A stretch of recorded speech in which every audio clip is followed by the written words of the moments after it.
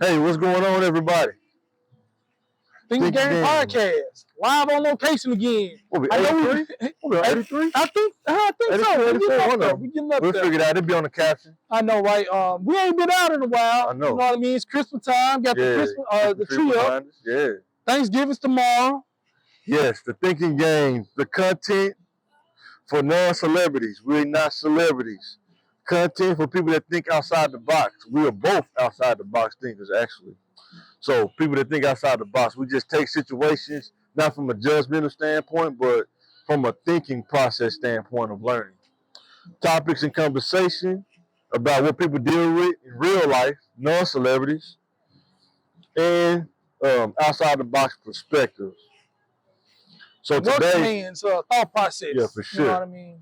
So today we're gonna have a conversation about self-confidence, peer pressure, and confidence in your choices and decisions. So let us know in the comments what you think about that. How do you where's your self-confidence? How do you deal with peer pressure? And do you have confidence in your choices and decisions, whether good or bad? So our first question or topic is how does a person build self-confidence? What you think about that, bro? You know, that's a hard question. A lot of people go their whole life trying to feel like, you know what I mean? Who am I at the first part of that question? Yeah. To develop self-confidence, you got to really know yourself and who you are and being okay with it. Right. If you think who you are is wrong or you're ashamed of that, it's kind of hard to be confident in yourself and grow that confidence. Right. Like, you know, I like chicken noodle soup. Do I like it? Is it okay for me to like that? Right. Stop asking permission to be yourself. Right. You know what I mean? So knowing yourself and is the first step to being having self-confidence, to me. Yeah, in my opinion, experiences, things you go through, builds your self-confidence. Sometimes if you got both parents, like a male, if you have your dad reinforcing things when you're younger, kind of help you, kind of guide you through things. But if you don't have that father figure, your experiences, and sometimes we're going to talk about that, your surroundings can have an impact on confidence as well. And I know for me, I think when I think about different years in school, I think maybe the late elementary to probably about 8th or 9th grade, didn't really understand about confidence. Then probably got to about 9th grade, I really started to come to that realization, like, whatever, I want to do whatever I want to do, regardless of what somebody think, you know what I'm saying, period. Because they don't know my situation. But kids can be cruel, and then when you get older, you're going to find out adults can be cruel. Yes, yeah. So you have to really build your own confidence along the way, but with positive things, I guess, because negative things come your way as well, and they can actually add to your confidence or take away from your confidence as well. So yeah, like that's knowing yourself too. Like expect. Sometimes you got to know you like bad stuff. Yeah. Like you're really confident in your bad habits, your ability to manipulate others. You know what I mean? Or you're a bully or whatever, and you lean into your being a bully, and that makes you feel more confident in yourself the more you put others down, and that's a bad thing that you need to get rid of. And then when you talk about bullies, right? A lot of times when you're in a situation that you can't control, when you're in a situation that you can't control, you be out of place. So confidence kind of weird. Like if you're around somebody that's bullying, maybe the environment not suited for you at the time. You know what I'm saying? Yeah. Because most kids that, I don't want to say confident, but they prey on people that don't want to do the same things that they do. That's what I'm trying to say. If you're a zebra around lines, your confidence probably gonna get messed up pretty quick because you're around lines. You know what I'm saying? But if you're a lion around zebras, your confidence could be because you can seem real crazy. You know what I'm saying? Yeah, you try herd mentality. Yeah. You're trying to fit in with herd. Yeah. Herd, like you're a lion, you're a meat eater, and you're seeing zebras do zebra stuff, and you're trying to be a zebra. Right. You're going home, you're putting stripes on yourself, and you're real you feel real out of place. Right. You know what I mean? And it's vice versa with the leopard and zebra. Like going to Dunbar, right? That's when like 5, 92 to 90, 95.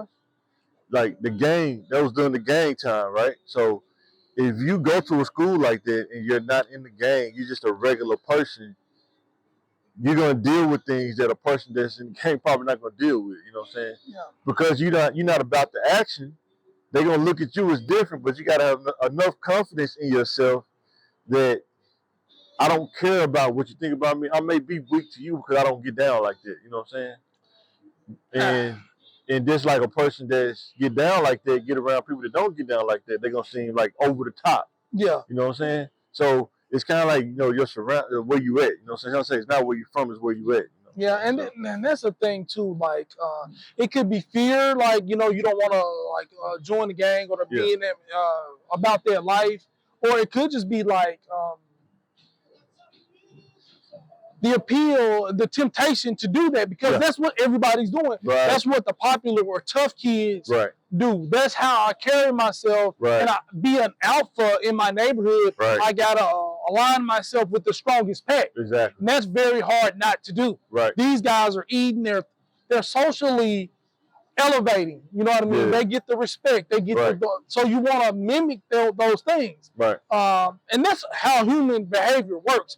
You mimic success. Right. You know what I mean? If a person's getting a lot of girls, they're getting a lot of money, you're going to want to mimic that to some extent. Right. And it's hard to kind of go against that. You know what I mean? Human nature, I guess, or the herd mentality, like you say. Because when you develop confidence, you don't get caught up in the herd mentality. It don't even bother you. You know what I'm saying? Like, you know, everybody else wearing starter coats and you wear a peacoat. Because you're confident in yourself, you know what I'm saying? I mean, sometimes you're forced to wear that confidence. Like, you can't afford a starter jacket, but are you going to be comfortable in the skin you're in and make your own way? You want a starter jacket. Right. You just can't get one, and you just got to make the best of your situation. Right. Not a lot of people do that well. Right. In my situation, you know what I mean? I had a very loving household growing up, you know what I mean? Probably 0 to like 5, 6. So I had a lot of confidence at home. Right. Had love, cousins teaching me how to do stuff. I had a hierarchy. At home, I was high in that amongst the children. My opinion was valued and respected at home, so I didn't really need that. You know what I mean? So then going to school, you got to start over because everybody's new. You know what I mean? I have all this respect and I'm smart at home. Now I got to develop that. You know what I mean? Kindergarten was really good. You know what I mean? Blended right in, made friends. First grade, took a dip in confidence, trying to figure out what you was. You know what I mean? The schoolwork got a little harder. Being smart is cool. Right. You know what I mean? Got a little, dip in confidence. And then found myself like 3rd, 4th grade. Yeah, it's like peaks and valleys. You know what I mean? Got some real friends. You know what I mean? Change schools. You know what I mean? Dip in confidence a little bit. Reinvented myself. In elementary. This is still elementary we're talking about. You know what I mean? Yeah. Adjusted myself being a kind of weird guy, you know what I mean, funny guy, was really confident in that, you know what I mean, had a martial arts background because, they gave me confidence too, being around my dad, he having them teach me stuff, and in the neighborhood, you know what I mean, your neighborhood personality and your school personality, you got to be a certain way in the classroom, develops confidence as well. True. So you go right into the next question. Does a person's surroundings develop or hinder their self-confidence? It affects it. You know what I mean? You know what I mean? Like going, doing different schools versus Rice Sale, Fair Park and stuff like that. We don't think elementary kids is going through all these changes, but I can remember, bullies, people I didn't want to talk to, having my first bus fight, you know what I mean? Knowing really what it feels like when people really think you can fight, when you fight and really when you fight him, you're going to have to deal with, this, that, you know what I mean? That affects your confidence, you know what I mean? I felt really confident when somebody picked on me and you have your first big fight and everybody's around you, you know what I mean? That really boosted my confidence. Made me feel a lot, being just roasting battles. Like, yes, sir. They're either gonna boost your confidence or break your confidence. Yeah. One of the two. You gotta take those wins and those losses. Boy, for real. Being in the confidence, I mean, growing up in high school, you know, in Southwest, do you think the surrounding Southwest, like, people really want no education like that, or it just depends on the area that you was in? I don't want to get like, it seems like the area was like not pro-education, but like all, you know, I know black parents in my community, go to school, go to school, go to school, you know, make the grades, make the grades, make the grades. And I think a lot of kids or youth just didn't heed to that. Right, exactly. I think it's pushed in your house. Like, one thing you got to do, like the only job until you got older is to go to school and make good grades. Unless you're helping your parents. You know what I mean? Yeah, I mean, when you come up that age, 15, 16, 17, but earlier than that, it's all school, make A's, you know what I mean? You don't want to be poor. You don't want to be poor like me. You don't want to live in the projects. You know what I mean? You need to make those grades. The thing that, I got to shout out Miss Hudson. She told me this in junior high. She said that if you keep getting into fights, defending yourself just as much as they picking on you, you're going to have just as bad as the same reputation as them. I never thought about that. That blew my mind, man. I was like, huh? Because I ain't doing nothing wrong. I'm defending myself. Yeah, she said you're going to end up being in the same boat they in. Yeah. Because you're in the office right now. You know what I'm saying? So, but yeah. But I mean, I'm sorry. I mean, you know, I'd rather take those lumps defending myself than living a life being looked down upon or being abused. You know. But see, I think it's all about confidence. But number one, too, like, not having an adult to tell you that. Like, dude, just go to the office, man. Defend yourself, just go to the office. I don't care. Just defend yourself, go to the office. But if you don't have that, or you trying to navigate that because you're trying to stay out of trouble as well, it's like a catch-22, you know what I'm saying? So you're thinking, you got consequences on both ends. Yes. I don't defend myself, I get beat up. I do defend myself, I end up getting in trouble at school. And sometimes kids choose, well, I'll just get beat up as long as I can stay in school and get my education. And that has a detrimental effect on your confidence. Or sometimes you gotta change your surroundings. You gotta look at, like, maybe I need to change who I'm around. But, like, why am I always getting in trouble? Like, how did I get here? Am I around the wrong people? Sometimes you can be around the wrong people that incite stuff, that egg you on, you know what I'm saying, gas you up. Find yourself spending your recess, your lunch period in the library, where nobody is, avoiding conflict, you know what I mean? And then that starts a pattern of behavior. When you see conflict or confrontation, you kind of shy away from it to avoid it, you know what I mean? That creates something in itself. So this is a question. I asked my wife this. She said, and thanks to my wife, she actually gave me these topics to talk about too. Appreciate it, Ashley. So, at what age do you think, or is a person responsible for their self-confidence? It's always good to get outside encouragement, but I think it's always going to be that person's responsibility. Even as, you know, as hard as it is to say as a 3-year-old, you know what I mean? Your parents can only do so much. Don't go so far. Your wife can only do so much. It's like, well, baby, I love you. I married you. You know what I mean? You're good enough for me. You're smart enough for me. So, bro, basically, if you can walk, you're accountable for that. You know what I mean? It's your responsibility to do that. You know what I mean? Because other people can affect it, but they cannot control it. Like, I can wipe my son's boo-boos. You know what I mean? I can take care of them. I can clean them. I can bathe them. But I can't control how confident he feels. Now, I can give him a safe space, a nurturing, hey, this is okay. It's going to be okay. Daddy loves you. Do your best. You know what I mean? But you can only do so much. And what I was thinking, too, is the reason why I asked that question is why you're responsible. Not from, some people can take that as being negative. I don't know. But as you deal with kids say crazy stuff to you. When you were in high school, junior high, you know what I'm saying, elementary. And then when you become an adult, adults say crazy things to you. When you become an adult, you're taught as a kid to respect your elders and be respectful. But then when you become an adult, them elders did real disrespect. They're not acting like your elders. Other adults not acting like the elders that you grew up around. You know what I'm saying? So it's like, wait a minute, do I respect my elders? Do I hold my own, go toe to toe? You know what I'm saying? Yeah. So that's the thing that's kind of, and then your experiences, right? Like how to talk to a girl, you know what I'm saying? How to approach a woman. Yeah.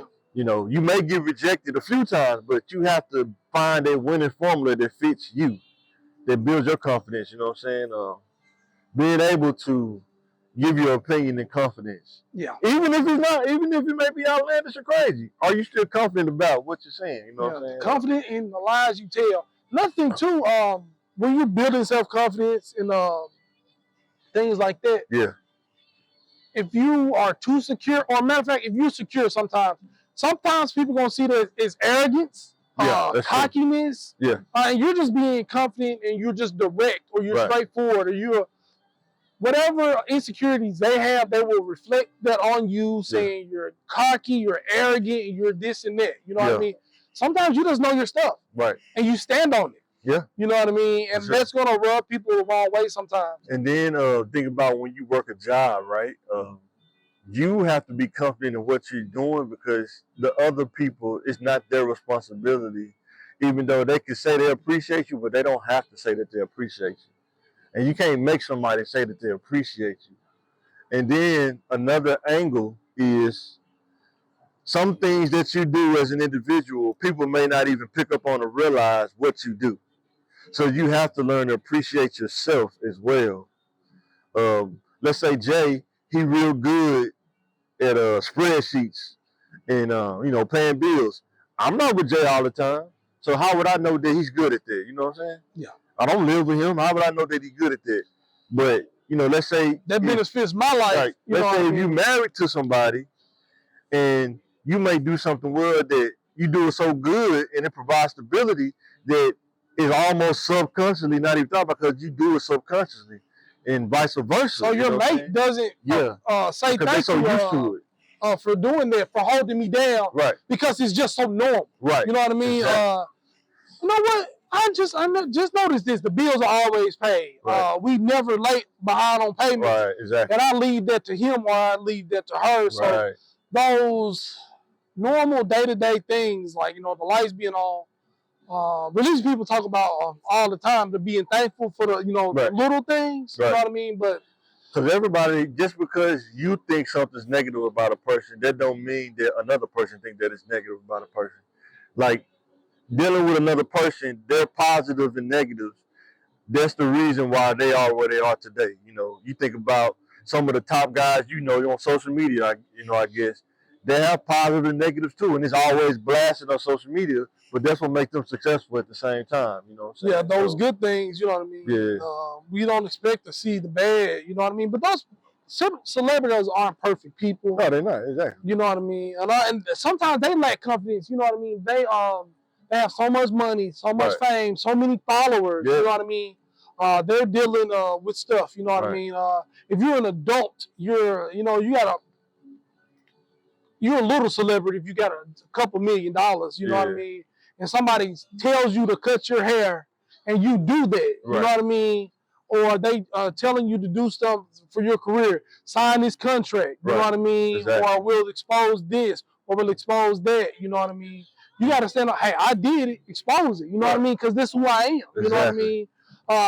Somebody holding somebody else's sexuality as a blackmail point, hey, you got to be who you are in this day and age. Right. If that's who you are, stand on that. Then you got to be confident in the decision. If you stand on it and confident, exactly, it may come, some crazy stuff may come behind it, but you got to be confident. I'm going to take whatever come my way. 10,000 people may love it and support that decision, and then 5 million might hate it. Exactly. But you got to stand on that with your decisions. And then there's another thing about confidence too. Everybody make mistakes, blunders, and slip-ups.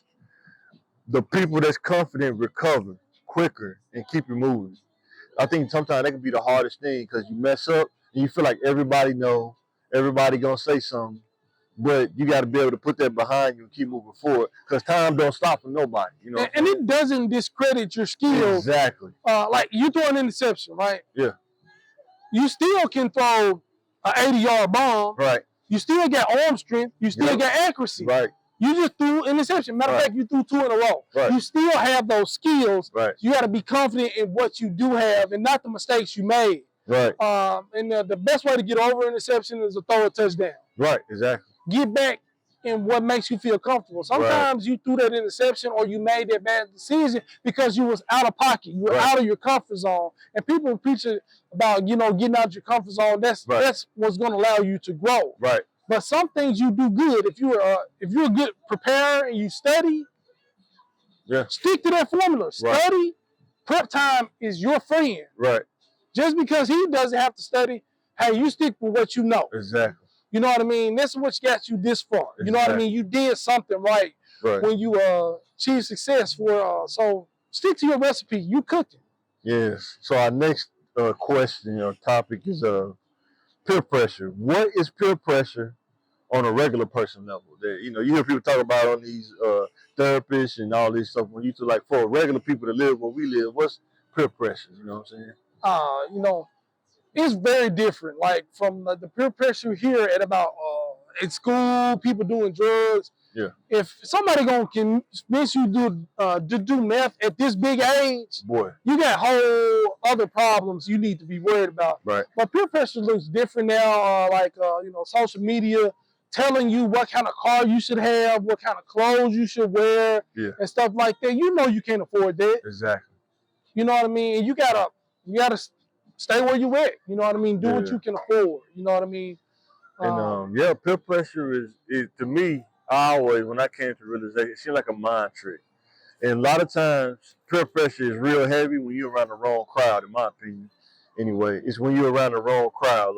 And I think as parents, I know for me as a parent, I try to make sure that my kids are in an environment where it's not like that. You know what I'm saying? Sometimes you don't have a choice. You know what I'm saying? But they don't understand the collateral damage of not setting yourself up to have the choice. The collateral damage is your kids can go to a school where the peer pressure is 90% crazy. You know, and it's telling them to do the negative stuff.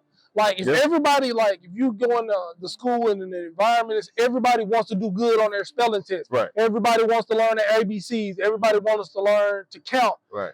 Everybody wants to be the best. Right. The competition is about being better. Right. Hey, we can deal with that kind of peer pressure. You know what I mean? Exactly. That pressure of your peers. But if your peers are being negative, see who can be the dumbest. Right. You don't want that kind of stuff. You know what I mean? And it just looks different.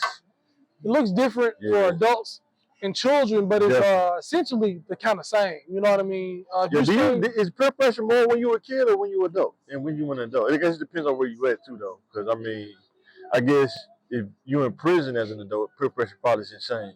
You gotta because you gotta deal with the politics and everything. Yeah, you gotta blend into society. That's a different world. Yeah, you gotta be in a hierarchy of whatever it is. Yeah. And you gotta obey those rules of prison. Yeah, you know what I mean. In the free world, decisions aren't so harsh. You know what I mean. For real. They're not so black and white. But see, peer pressure can make decisions so harsh.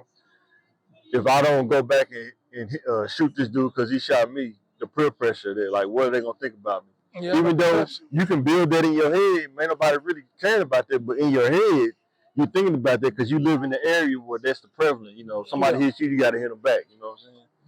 So, and even with the, you think about say violence happening and stuff like that. It seems like sometimes that could be caused by peer pressure. You know what I'm saying? Or pulling that trigger, man, and then you realize, when you get in that courtroom, peer pressure don't matter. It's all about what you did, and you got to take accountability, man. Everybody getting charged. You know what I mean? Even riding, with somebody. You know what I mean? So letting somebody in your house, accessory after the fact. Boy. You know what I mean? Boy. You know that dude got that murder charge. You know what I mean? So how does a person overcome peer pressure? I think we don't move forward, move back. You know what I mean? Self-confidence, knowing yourself first, and then having that confidence. It's I don't need to do this to fit in. Right. I don't need the newest car. I don't need to do. I just need to go to work. Or I'm a student. Right. When I get out of school, when I get out of law school, baby, this can happen for me. But this is not my time right now. Right. Really being standing on your own square and being who you are. You know what I mean? knowing what you're gonna do before you do it. Like if somebody hits me or calls me out of my name, this is what I'm going to do, or this is what I'm not gonna do. You know what I mean? Set limits for yourself. Yeah, for sure. You know what I mean? I put somebody off me, I'll fight, but I'm not going to go to the trunk about somebody stepping on my shoe or calling me out my name. You know what I mean? For real. So, you know. So people in jail right now. Somebody stepped on their shoe, shot them, and they in jail right now. Yeah. Easy. You know, I mean, what are you thinking on the way to the car? You had to leave the club, go to the car. Yeah. You're thinking, you know what I mean? Pop the trunk, you know what I mean? Got the, whatever, so I just.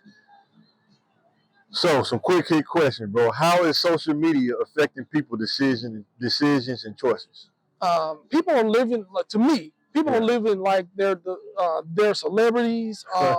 They think these. Because they go viral. Things are easily attained. You know, I'm going to get the new Rolls Royce. You know what I mean? I'm going to get the new G-Wagon. Like they're like 99 cents. And they deserve, people think they deserve. I deserve a woman that's a 10. I need her to be, 6 feet tall, BBL, this and that.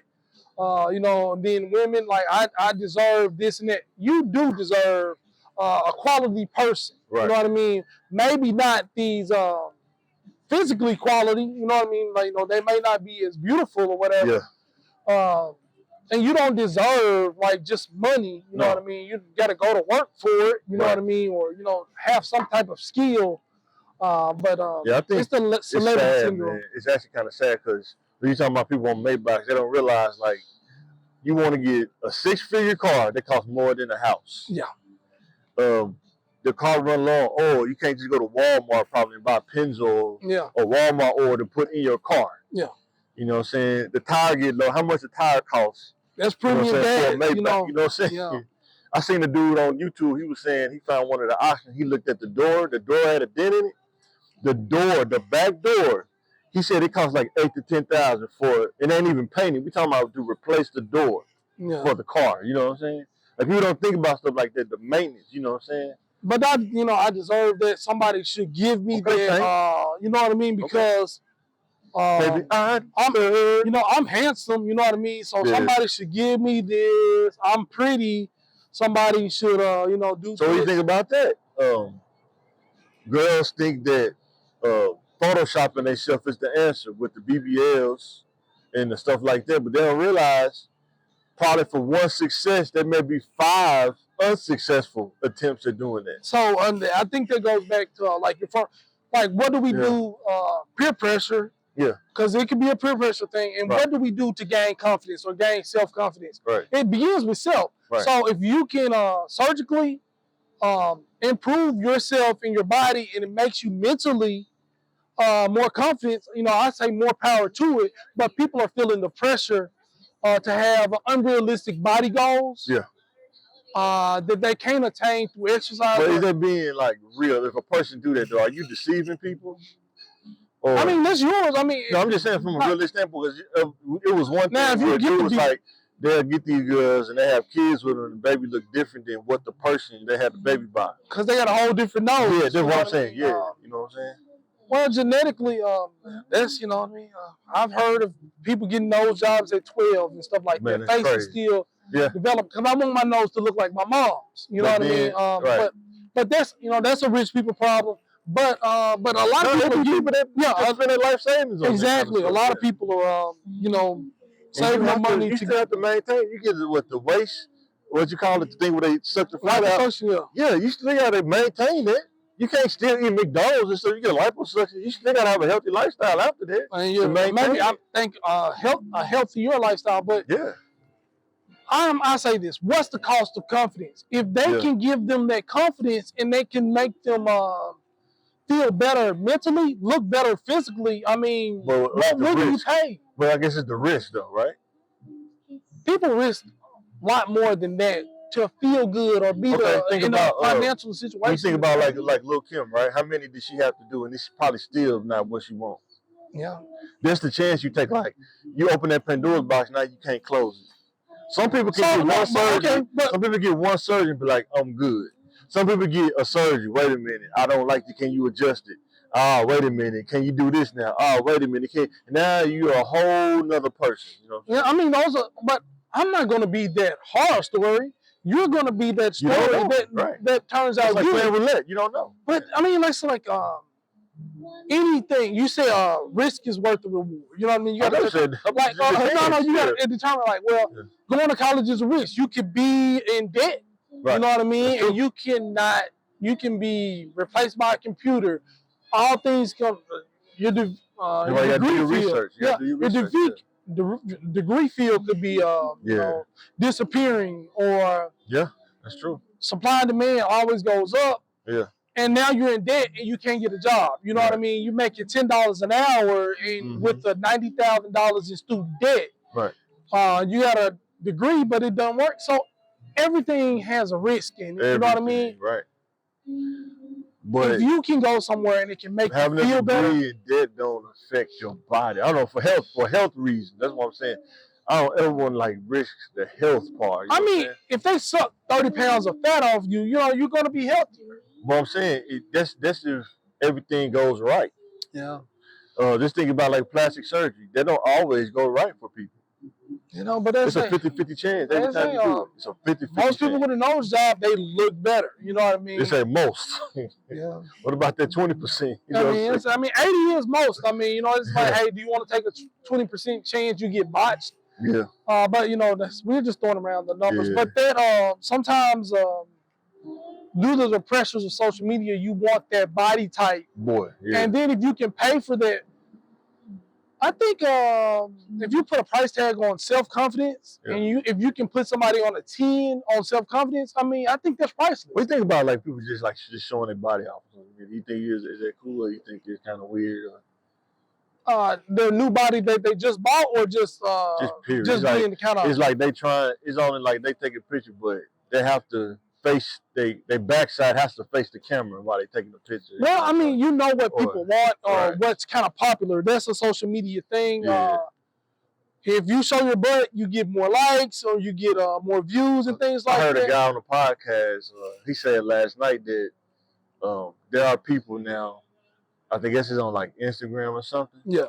They're like breastfeeding, but their whole chest is out though. And Instagram can't do nothing because they're protected. Yeah, so that's crazy. You know, when you're doing stuff for views, you're exploiting your child and you're exploiting the law. It's pretty sad, yeah. Public breastfeeding. Breastfeeding is a natural thing. Right. Humans do, or we're able to do, and if you're blessed to do that, you shouldn't be shamed for that. But if you're taking that same law and you are using it in a perverse way, for views or anything like that, I think that's not good. Boy, for real. You know? So our next question is: how can a person learn something new than what was taught and make adjustments? Because I see that a lot. Sometimes people are so rigid, and it's hard to learn something new to make that adjustment. You know what I'm saying? Well, my mama told me Christians act like this, and they don't act like that. You know what I mean? And I don't want to go to therapy because God will provide. You know what I mean? Why do I need therapy when I got Jesus? Right. When you learn better, you do better. God gave you these tools to use. You know what I mean? I just use that as an example because I just experienced it with somebody the other day. You know, God gives you these tools. He doesn't want you to kind of stay the same. He wants you to grow, gain knowledge, and then spread that knowledge to other. Do you think people will struggle with church or struggle with the Bible? If you had a consensus of what you think, what do you think? Like the whole misconception, people like just don't like. I think it's the politics of the church because it's too many moving parts in the church. The Bible is kind of absolute, you know what I mean? Like I said, I got a really good relationship with God, but when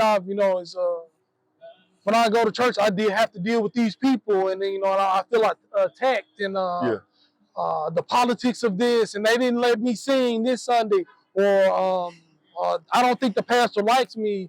It's so much temptation in church. There's so much things with that. See, this is the thing, right? The reason why I'm asking that is because you see all this stuff we talking about social media, and people are talking about things that happen in church or things that are happening in church, but I think for me, because I guess I didn't grow up in church, I kind of went to church and I stopped going, then started going back to church. I've always been of the person, like, do you go to church for the drama, or did you go to church to build your relationship and learn the word of God? And I guess you'd have to answer that in the comments, but because it's like some people go to church for people. Yeah. Instead of going to church for building your relationship with God. Because in the Bible, it says, how can you hear without a preacher? Yeah. They're talking about hearing the word, like the Bible. All the other stuff, to me, but I know everybody else don't think like this, like you say, the herd mentality, but that's why I wanted to ask that question. Like, yeah, I mean, you're supposed to go to school to learn, but you do more than learning. You got recess time, and so many bad experiences happen in school. Right. You know what I mean? Yeah. Bullying and all that stuff like that. We can't remove that from school. It's just a part of school. Right.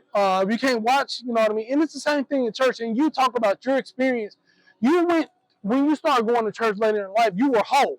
You went in confident. Know. I think I wasn't whole yet. No, not spiritually whole, but you knew who you were. Right. You had self-confidence and you had a direction. Right. At least a map for where you wanted to go. You know what I mean? Some people is coming in there broken. Yeah, everybody. They're been in church since they were children. And that's the thing what I was about to say, right? You just said it.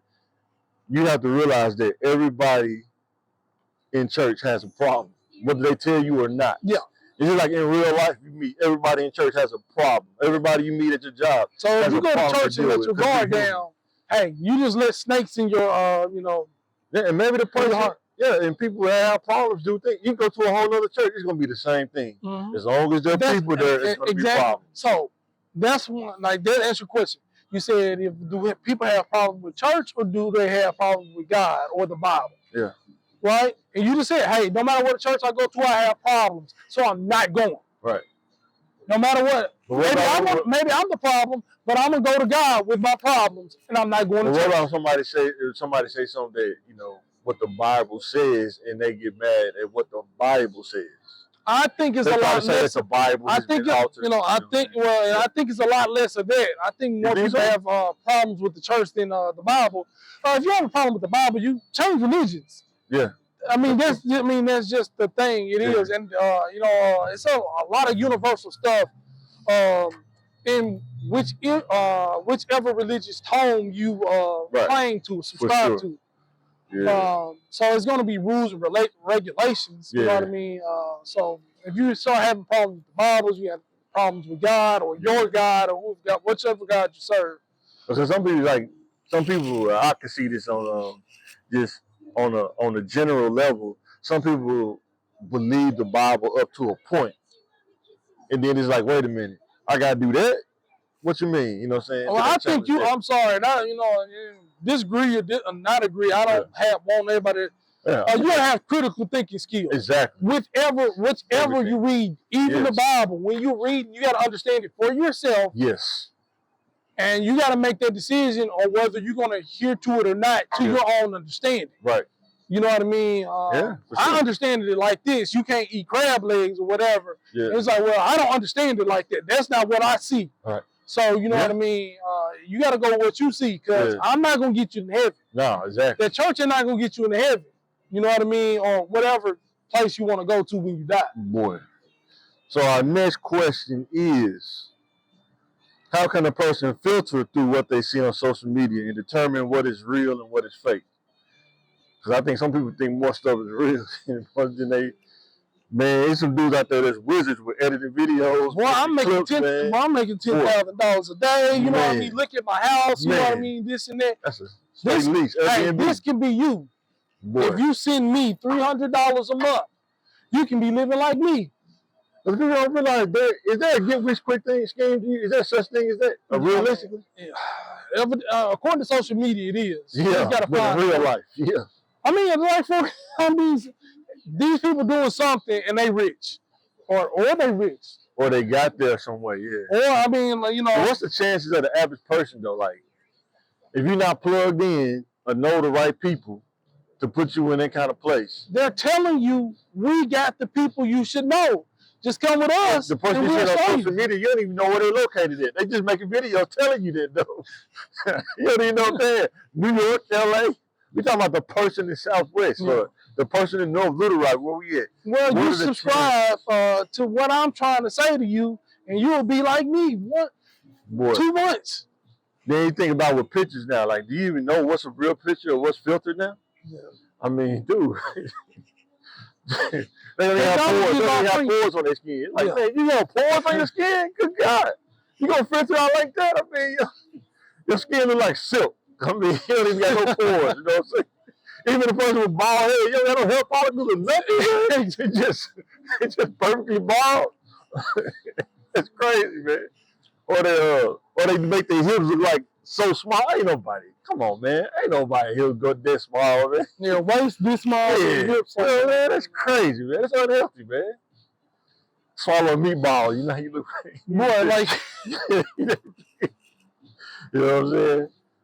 So now if we get ready, we're gonna wrap it up with these 2 pick ones, man. And first one, what do you think about this? New Jack City or Paid in Full? Paid in Full got so many good lines. Yeah, it do got so many good lines. You know what I mean? You just watch that for that. You know what I mean? A lot of young and up and coming guys, Cam and Kyle Pfeiffer, everybody in there. Wood Harris. Yeah, he in there. You know what I mean? It's just you know, it's black excellence. You know what I mean? Yeah. But I can't choose away from New Jack City. New Jack City, man. I mean, a young Chris Rock, Pookie, you know what I mean? Because if you know these people, I know a crackhead like that. You know what I mean? And the one and the two. Exactly. Always got to dance or show up for you. You got skim milk. Exactly. You know what I mean? You know, Wesley Snipes was Nino Brown was just such a charismatic character. Yeah. He was a bad guy, but you just really felt like dark skinned dudes going style. You remember his style? Christopher Williams. Yeah. I never liked you anyway. Then light skinned dudes went out of style, dark skinned dudes went in style. Yeah. Just like that. It's amazing how something like that in a movie can just change the whole culture, man. Unreal, you know what I'm saying? Yeah, I like Paid in Full. Yeah, New Jack City though, man. I mean, like I say, Wesley Snipes with the suits and everything, man. I think he started the suits with no shirt, probably. Wearing a suit with no shirt, man. You saw dudes putting straws in like champagne. He had the straws in there, man. You know what I'm saying? I mean, it was just everything. You know what I mean? So what y'all think? Yeah, let us know in the comments what you think. New Jack City or Paid in Full? Like, I like Paid in Full, but man, New Jack City was it though. And then people don't know. I don't realize it, but the dudes they got that off of was the Chambers, man. Yeah. Straight from the country. Moved up to Detroit, man. Yep. The Chamber brothers, man. But yeah, man, they got the Carter. They said they was doing that in Detroit. They was buying old apartment buildings and stuff. Had the whole thing. Boy, had on. And it was a really complete movie. It was just not just a hood classic. I mean, it had a really good detective story. You know what I mean? A criminal empire. You know what I mean? It was just everything. So this is our last one. This is a pick one career field. Would you rather be a medical doctor or a mortgage broker? The prestige of a medical doctor is just like it's just it. You know what I mean? Yeah. It's just the best of the best. But you know what I mean? Sometimes being a medical doctor, you can actually work hard, and people's lives are in your hands. That's a lot of responsibility. You know, you have a bad day, people die. You know what I mean? You know, mortgage. You can have a good day, and people still die. That's crazy. Exactly. You know what I mean? Being a mortgage broker, you can make a lot of money. Real fast, or you can be maybe the hours can be not so demanding. And then that's what a doctor too. You can be a doctor and work a 9 to 5, just work office hours. You know, you can just work office hours. You know what I mean? My clinic closes at 5. That don't mean you do other stuff though. I mean, you can. So you have the option. Okay. You can have the option. But it's not required. To start your clinic at 9, see patients, do procedures. 5 is over. Now you get an MD now, a medical doctor now. You can mess around, you be virtual. Yeah. You do a Zoom. Can you imagine paying the copay for a Zoom? Oh man, they sent me a bit. I had a phone call. Let me look at you real quick. Your camera not in 4K. I can't really see, man. Go ahead, get it in focus. And they be asking, do you have an iPhone? Can you FaceTime me? Man, that's crazy, man. And they bill you for an office visit. You know what I mean? Tell them. Man, that's a hustle, man. FaceTime, then charge you a copay, full copay. Yeah, and you didn't even see them in person, man. That's crazy. And I just feel like, you know what I mean, as a mortgage broker, you can really make a lot of money. Yeah, real fast. You can grind, take a month off maybe, you know what I mean, and you can set that, you know. Yeah, don't just stop at being a real estate agent. Like, think about what's different levels in real estate. A lot of times on social media, like we was talking about, all you see is the real estate agents, but you don't really see the brokers and people behind the scenes. A lot of times they don't be on the front scene. They just kind of be behind the scenes making all the money. Because a real estate agent, you have to be approved by the mortgage broker. You got to be approved by the mortgage broker. So you got to go through the mortgage broker to get that deal done. And then these reality shows are showing actually is what some mortgage brokers, real estate people are actually doing. Watch a lot of HGTV. You know what I mean? What they're doing to sell a house and all that goes into it, staging and stuff like that. And we had our boy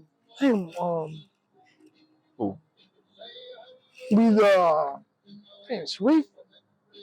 Oh yeah, Saeem. I don't want to say his name on Saeem. Sorry, brother. Saeem, shout out to Saeem. Yeah, he said houses. We gonna try to get my boy Broderick on there. Try to get him on here, man. Broderick Armstead on here. But because he sell houses too, and get out of the real estate game. But yeah, guys, we finna get ready and sign out this thing. We just want to stop by, say happy holidays, happy Thanksgiving to those who celebrate it. Happy Thanksgiving. Don't eat too much. I know, right? And this is the time of the year where the weight stick on and it don't come off. Happy Obesity Day. You be spending like 6 months next year trying to get it off and it still don't want to come off. Oh, boy. So, but yeah, man, you eat some soul food this Thanksgiving, man? Yeah, I think my cousins are cooking something. Okay. So. Carrie cooking? Talking about Carrie? Yeah, Carrie you down. No, I was messing with her on social media. She was talking about she didn't know if she want to cook the sweet potatoes. Well, how you know dog dudes out there, you don't want to cook sweet potatoes? Like, that's crazy. Well, yeah. But yeah, guys, let us know what you eat for Thanksgiving. Let us know in the comments. What's your favorite? You know what's your favorite dish? Mac and cheese with goat cheese and cottage cheese in it. You know what I mean? The 16 cheese. Remember I had that real cheesecake? Oh, man. Hog head cheesecake. So it ain't nothing like trying something where you think it's something else, but it's really something else. cheddar cheesecake. But oh, man. All my country folks, man, instead of the turkey, they got the coon, man. That's crazy, man. You're supposed to cut the hands off. Boy, for real. Don't forget about cutting the feet off, man. Get the claws on there, man. But all right, guys, let us know in the comments. We signing out. Anything you want to say before we get out of here? Happy holidays. Like, share, subscribe. Like, share, subscribe. Help us reach 1K. I think we was at like 158, 159. Appreciate all the people who view, been watching on Facebook. We talking about the sports. We'll probably be doing that here in a couple days. Sports show and stuff like that. And we're going to try to crank out more content as we grow. But thanks for watching, and we are signing out.